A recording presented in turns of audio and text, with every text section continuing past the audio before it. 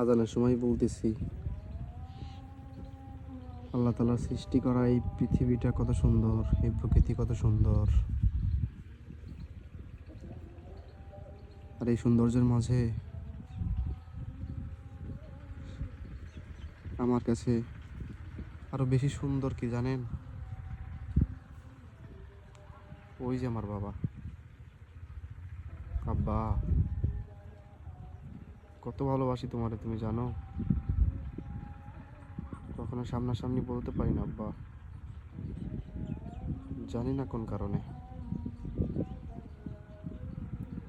কত ভালোবাসো তুমি আমাদের, সুখ শান্তির জন্য কত কষ্টই না করো। আল্লাহর কাছে এই আজানের সময় তোমার দীর্ঘ হায়াত কামনা করি। আল্লাহ তাআলা সবসময় সুস্থ রাখুক।